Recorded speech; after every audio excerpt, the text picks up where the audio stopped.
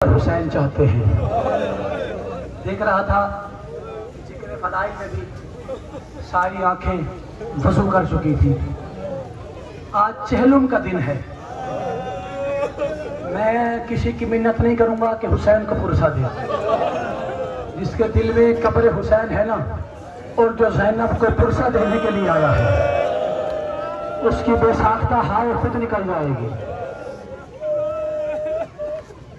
2 سال کے بعد آپ خوش نصیب ہے نا، اگر آپ کا اپنا کوئی مر جائے تو آپ اس کے چہلم میں جلدی پہنچ جاتے ہیں۔ قسمت حسین کی بہنوں کی اتنا دیر سے چہلم ہوا کہ زینب پہنچ ہی نہ سکی۔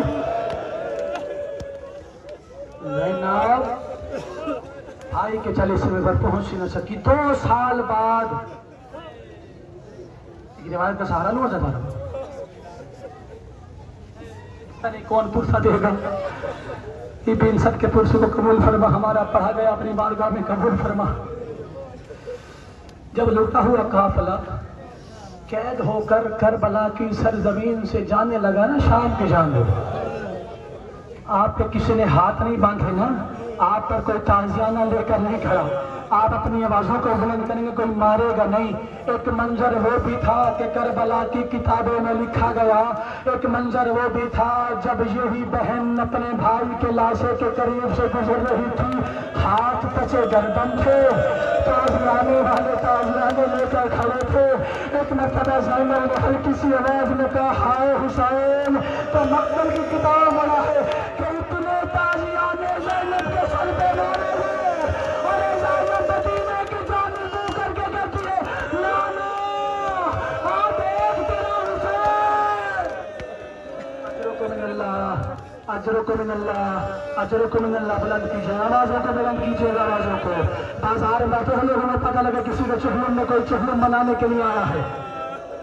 قافلہ قید ہو کر، ایک روایت پڑھوں گا بس، قافلہ قید ہو کر شام کی منزل کی جانب رواں دوا ہے۔ یہ قافلہ چلتے چلتے جو نیزوں پر سر سوار ہیں، ایک منزل ایسی آئی کہ حسین کا سر رک گیا۔ ابھی آپ نے شروع میں سنا ہے نا کہ سلام ہو اس میری معصومہ 4 سالہ پر کہ جسے کربلا سے لے کر شام تک 9 لاکھ کے لشکر میں جو بھی ملاؤں تھا تماچے مار کر کہتا تھا بلا غازی کو۔ اجرکم من اللہ، اجرکم من اللہ۔ بلند کیجیے آوازوں کو، زینب پر سالوں کر رہا ہے۔ ایک منزل پر حسین کا سر رکا۔ جب حسین کا سر رکا نا، حسین کا سر رکا، اس ملعون نے سجاد کی پشت پر سطریں لکھنا شروع کی۔ میں نے ادب سے پڑھ دیا، سطریں نہیں تھی، تازیانے مار کر کہتا تھا تیرے بابا کا سر کیوں کہ سجاد رو کر کہتا تھا ملعون دیکھ، اور میری 4 سال کی معصومہ قافلے سے بچھڑ گئی ہے۔ قافلے سے بچھڑنے کا نام آیا، زینب نے اپنے آپ کو اونٹ سے ایسے گرایا جیسے غازی بغیر بازوؤں کے زین سے زمین پر آیا تھا، لیکن فاطمہ کی قسمت ارے زینب کے پہنچنے سے پہلے شمع سکینہ کے قریب پہنچا، اور اجر رسالت کیسے دیا؟ بچی کو ہاتھ سے نہیں اٹھایا، اپنے گھوڑے پر بیٹھا رہا، جھک کے سکینہ کے بالوں میں ہاتھ ڈالا،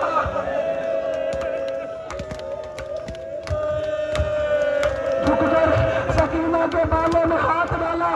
حق تو یہ بنتا تھا نا کہ 4 سال کی معصومہ ہے، اسے بٹھا لیتا، بٹھایا نہیں، گھوڑے کو دوڑانا شروع کیا۔ 4 سال کی معصومہ ارے کبھی کسی پتھر سے ٹکراتی اور ہو کر کہتی نانا۔ اجرکم من اللہ، اجرکم من اللہ۔ بلند کیجیے آوازوں کو۔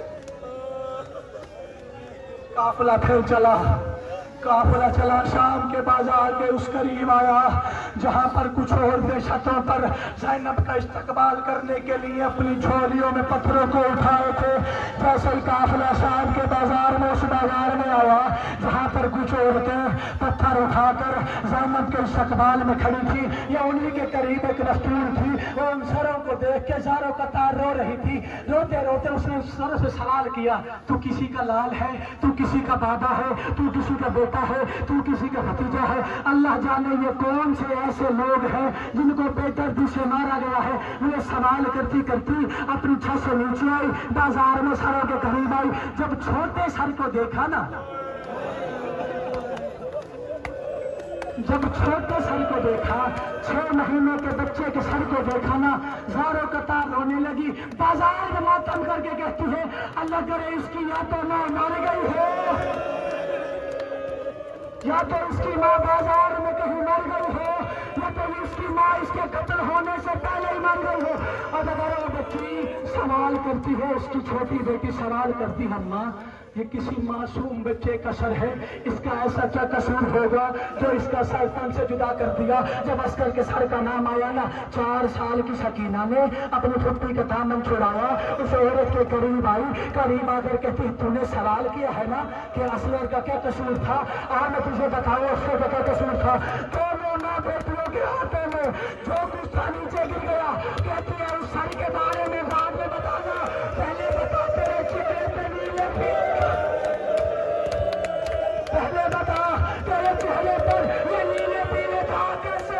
سکینہ رو کر کہتی ہے دادا کی شہادت کے بعد وہ کربلا سے لے کر اور شام تک ماتم حسین